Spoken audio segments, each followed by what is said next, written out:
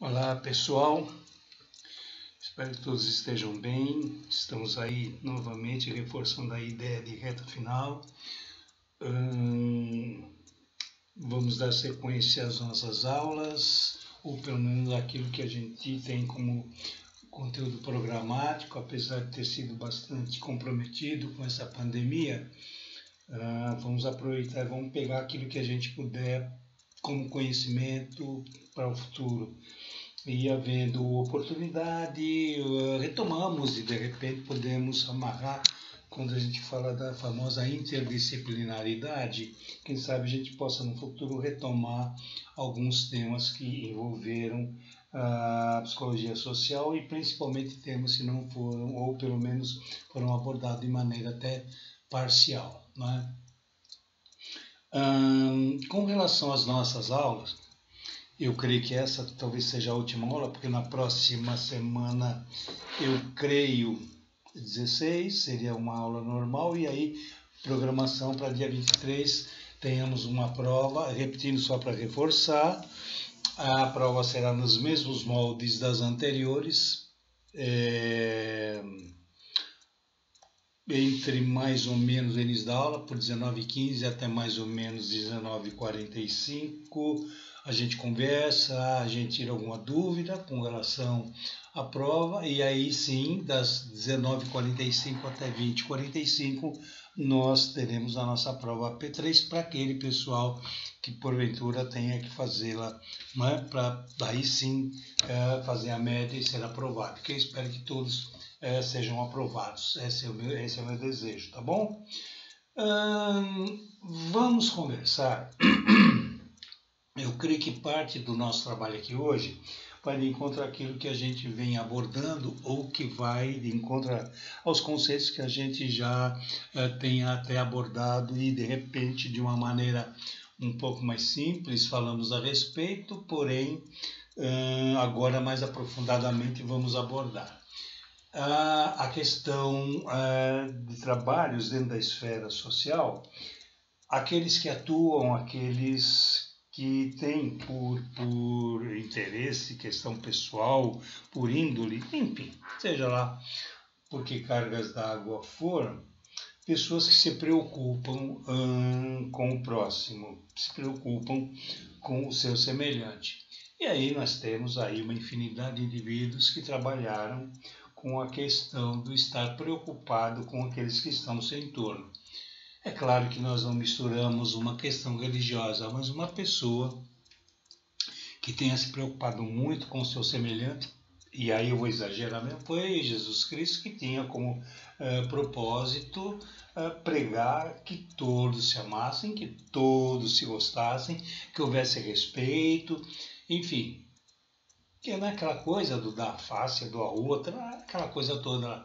Isto era um comportamento proativo, assim como nós tivemos tantos outros que trabalharam em prol do bem-estar dos demais que estavam no seu entorno. E aqui a gente pode abordar a questão dos que trabalham, só para exemplificar, que trabalham em atividades que o seu trabalho resulta no bem-estar de alguém. Então vamos lá.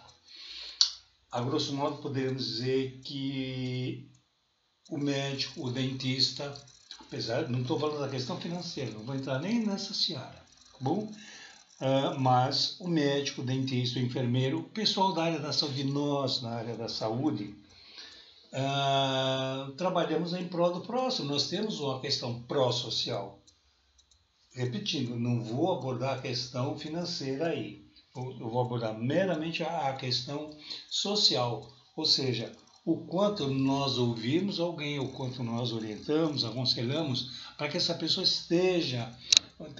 melhor dizendo, tenha uma vida mais suavizada, uma vida mais equilibrada, no sentido de poder ter tranquilidade para viver a própria vida. Ou seja, nós da área da saúde fazemos o tempo todo isso. Isto pode ser visto e deve ser visto como um comportamento pró-social, não é? O que a gente mais vê, e aí eu me preocupo bastante, é quando alguém diz assim, não, mas se você é psicólogo e você atende pessoas, você tem obrigação. Não levaria por esse lado, não levaria por esse ângulo, não, de obrigação. Quer dizer que o médico tem a obrigação de curar, o médico não tem obrigação, não. Aliás, eu tenho parte do princípio que médico não cura. Médico, ele faz o diagnóstico e recomenda um tratamento para que a pessoa se cure, né? Então é meio equivocada essa ideia de que médico cura. Assim como o dentista cura o dente. Não, o dentista, ele tem as técnicas, ele faz o tratamento, se a pessoa não se cuidar, vai voltar essa dor de dente, com certeza. Ou seja, é assim, as pessoas às vezes não entendem a questão de que se fulano se formou, se fulano fez, virou obrigação, né? A pessoa, ele é religioso, é um padre, é um frei, sei lá, um franciscano, e já que ele fez essa opção de vida, ele tem por obrigação de atender as pessoas. Não, ele fez uma escolha, e a escolha dele faz com que ele se sinta bem, se sinta prazerosamente feliz em ajudar alguém, né? Uma vez eu ouvi alguém dizer o seguinte, uma pessoa diz assim, pessoa que faz promessa para conquistar alguma coisa, promessa que eu digo, promessa religiosa, tá bom? Para obter tal coisa, diz para o santo que fez a promessa, olha, se eu conseguir, eu prometo que te dou isso. Isso é uma brutal chantagem com relação a esse santo aí. Ou seja, se você quer fazer, faça com gosto. Então, aquelas pessoas que são pró-social, são pessoas voltadas para o bem-estar social, elas não veem obrigação o jeito delas ser, não. Não vejo por esse ano. Tá bom? Se fosse obrigação, elas teriam a liberdade de dizer, não quero e não vou ajudar. Como a gente tem pessoas que não se sentem obrigadas a ajudar ninguém. O que a gente identifica ser uma pessoa, muita gente diz, egoísta, egocêntrica, que não vê o mundo. Não é um direito que ela tem de se fechar para o mundo particular dela e não ajudar ninguém. Ela tem todo o direito. Em contrapartida, nós temos uma quantidade muito maior de pessoas que fazem esse trabalho de doação, de voluntários, para atender as pessoas e, logicamente, oferecer o bem-estar para todas elas, né? Então, vejo muito por esse ângulo a questão da atividade pró-social. Nós temos exemplos aí, a Madre Teresa de Calcutá, nós temos Irmã Dulce, recentemente foi até canonizada, se eu não estou enganado, e tantos outros anônimos que têm ajudado. A gente observa agora nessa pandemia, essa chamada solidariedade para com aqueles que ainda têm dificuldade. Não vou entrar na seara política, né, apesar de querer entrar, porque valeria a pena nesse momento, mas fico pensando o quanto as pessoas são solidárias. E o curioso, a solidariedade sempre existe, ela está sempre presente, não é? É que não aparece, ela só aparece quando de uma situação emergencial, seja nessa pandemia que pegou o mundo, não só o Brasil, pegou o mundo meio na contramão, mas poxa, a gente tem o hábito de assistir em época de enchentes em São Paulo, né? Principalmente onde nós temos um sério problema na periferia, né? Onde as pessoas têm suas casas inundadas, aquela água poluída por córrego e vai por aí afora. Vemos que existe uma solidariedade, né? Muito pouca gente observa por esse ângulo aí. Né? No inverno a gente observa o pessoal que leva lanche, leva sopão para o pessoal de rua. Por quê? Porque existe toda uma ideia, um comportamento pró-social no sentido de dar o bem-estar ao próximo, que seria uma função de governo, né? Eu fico imaginando as políticas sociais como acontecem nesse Brasil aqui. Isso eu gostaria de discutir com vocês em sala de aula, que seria uma condição bastante importante, fazendo uma crítica sobre as políticas sociais, não é? Então nós vemos o quanto nós estamos meio que defasados, meio que distantes de um atendimento social um pouco mais, vou usar uma palavrinha nova aqui no contexto, mais profilático, mais preventivo. No Brasil isso não existe. No Brasil só existe uma atividade de se corrigir mal e porcamente algumas situações, né? Passando essa pandemia que se acusa porque o Hospital X não tem recurso, porque o valor de uma máscara era tanto, mudou para tanto, porque fulano corrompeu, porque acharam valores não sei aonde, que teve desvio não sei de quanto. Isso tudo vai vir à tona, mas é questão de tempo para a coisa se acabar. É questão de tempo para que isso volte a ser rotina no nosso país em termos de políticas sociais, né? Por exemplo, o Rio de Janeiro, que é um dos focos de muita desordem social, no meu modo de ver, vão voltar aos noticiários, o hospital deixou de atender porque fulano ficou na fila, porque fulano morreu na fila, e as coisas não vão mudar. São Paulo está no mesmo caminho, o Brasil está no mesmo caminho, é que não aparece, só aparece quando existe esse estardalhaço social aí. E nisso inclua-se a questão do comportamento pró-social, que é nessa hora que aí sim todos se voltam para ver quem é quem ajuda, quem faz, quem se entrega, e aí as coisas acontecem dessa maneira e fica muito evidente, muito flagrante, né? Em contrapartida, gente, nós temos o comportamento antissocial. Esse é muito interessante porque ele deixa claro o quanto o mau caratismo, isso existe, vocês sabem disso, mau caratismo, maldade, aquele comportamento oportunista que a gente cansa de ver, isso é uma atitude, uma maneira de ser de um indivíduo que vê muito por ele. Aí sim eu vejo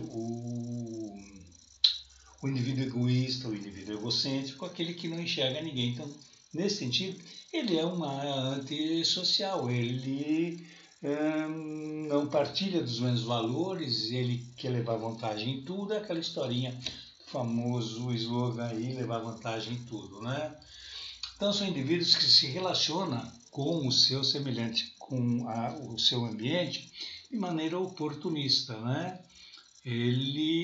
Todos sabem, e ele transita muitas vezes posando ou se imaginando ser uma pessoa participativa, atenciosa, mas que na verdade não o é. A gente sabe disso, né?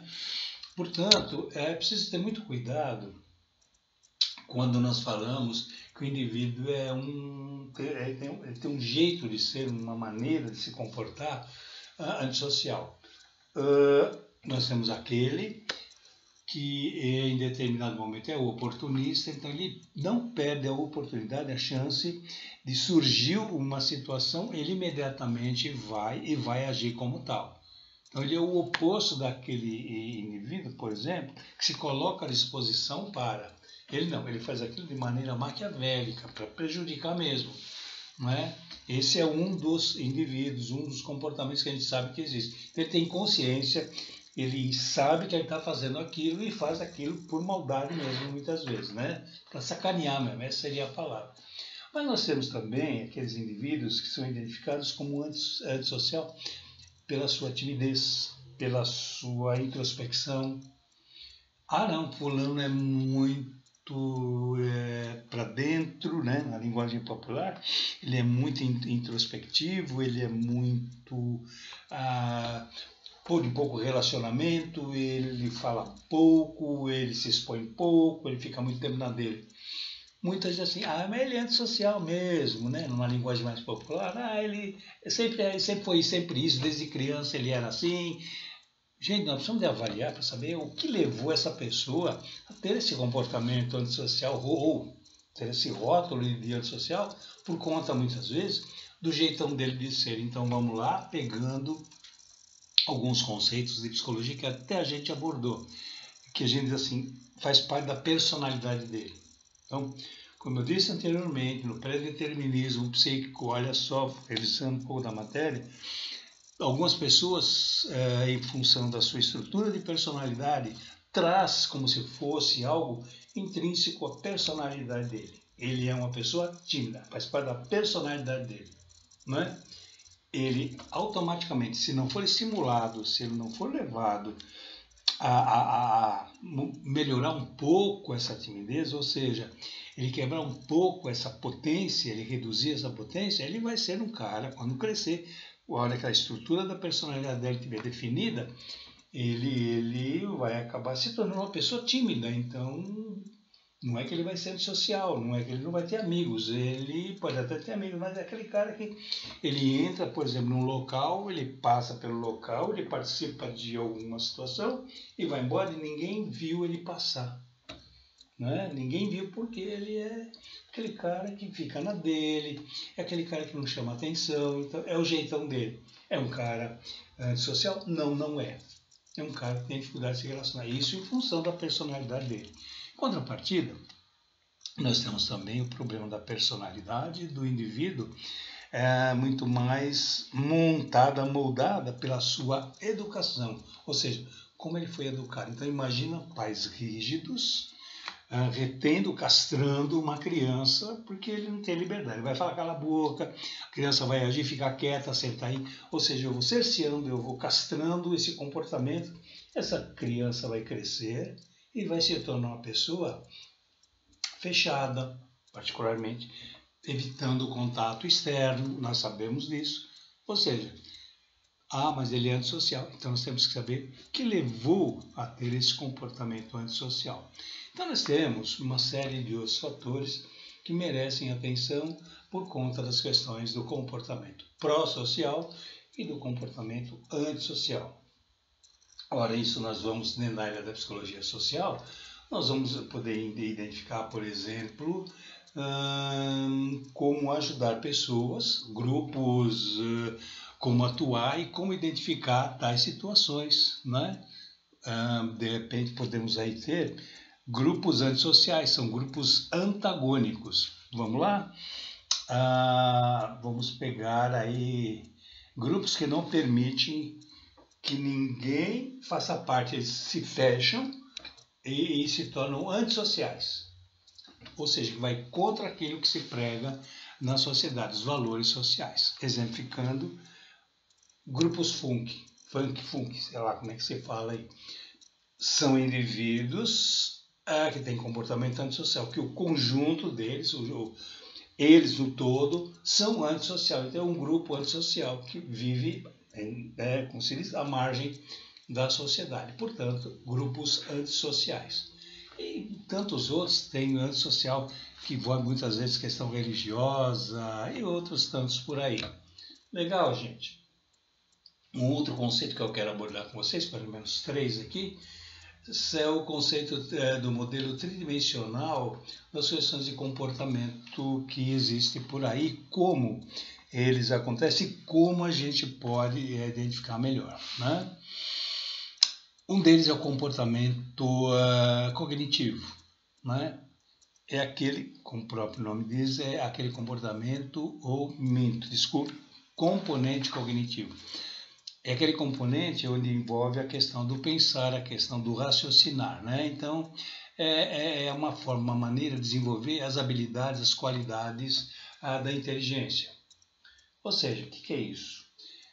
É aquele indivíduo que consegue compreender mudanças no ambiente, mudanças da pessoa, mudanças de si mesmo. É aquele indivíduo que consegue organizar-se de tal forma a sua capacidade cognitiva e desenvolver suas habilidades de pensar, que ele consegue estabelecer um equilíbrio, estabelece uma ponte entre o mundo exterior e o mundo interior. Então é uma pessoa que ao longo da sua existência consegue enxergar dessa forma. Eu vou usar um termo gestáltico, ela enxerga o todo de uma situação, né? Diferentemente, por exemplo, que a gente falou do antissocial aí. As pessoas que têm um comportamento antissocial podem ter, não estou afirmando que podem ter esse componente cognitivo reduzido, comprometido ou até mesmo desestimulado, meio que fechado, né? A autopercepção é fundamental, até porque vai de encontro a essa maneira de se perceber transitando no ambiente social. Legal? Um outro componente é o afetivo. Esse é muito interessante porque a aceitação daquela pessoa que muitas vezes, por um momento tempestivo, por uma atitude um pouco impensada, acaba agredindo um amigo, ofendendo um amigo, e é levado em consideração. É muito comum a gente observar amigos que de repente se agridem, mas que depois isso acontece, de eles se reatarem numa amizade, coisa do tipo, seja para fazer adulto ou não. É muito legal o exemplo aqui, quando a gente pega na meninice, né? Muito legal isso, esse componente afetivo. É aqueles amigos que brigam, né? Que dali meia hora estão juntos. Crianças que brigam, daqui a pouco estão juntos. Eles não têm a maldade na maneira de ser. À medida que eles amadurecem e ficam mais maduros, a vida vai vir à base de experiências, de formas de entender a vida, e aí sim ele começa a entender o seu comportamento, entender o comportamento de um amigo, por exemplo, e quando esse amigo reage de tal forma e o agride, ele entende que aquela agressão foi momentânea e foi através de um viés, através de uma situação descontrolada, mas que não é parte daquela pessoa. Ou seja, fulano fez, mas olha, pelo seu histórico ele jamais faria isso, mas fez. Então é uma forma de compreender, né? Então nós chamamos de componente afetivo. E temos também o componente comportamental, que é a reorganização, ou seja, é uma forma que a pessoa tem de abordar a questão afetiva, a questão emocional e associar esse movimento todo com as questões cognitivas. Então, é a mudança de comportamento. Então, eu penso e mudo. Ou seja, de uma certa forma, dar uma lógica naquilo que está acontecendo para eu poder entender. Eu deixo de ser um pouco mais impulsivo. Vamos pegar o componente afetivo. O indivíduo impulsivamente agrediu um amigo, depois esse amigo falou, olha, você estava nervoso, eu agradei, você fez isso por causa de tal situação. O indivíduo pode vir e pedir desculpas. É aí que entra a questão afetiva emocional do indivíduo. Ele compreende, ele aceita essa mudança aí. Legal? Em linhas gerais, gente, o conteúdo da nossa aula é esse, né? Espero que vocês se preparem bem. Vamos conversar nessa aula, que vem agora de terça-feira. Para a gente fechar, aproveitem o momento para tirar dúvidas. Na aula passada nós falamos das respostas, tanto da prova simulada quanto da P2. Damos as respostas, fizemos alguns esclarecimentos, e nessa aula também, gente, por favor, tragam dúvidas, tragam questões para a gente começar a fechar o nosso semestre propriamente dito, tá bom? Vou me colocar à disposição, como sempre, para esclarecimentos, tá bom? Para todos vocês, um grande abraço.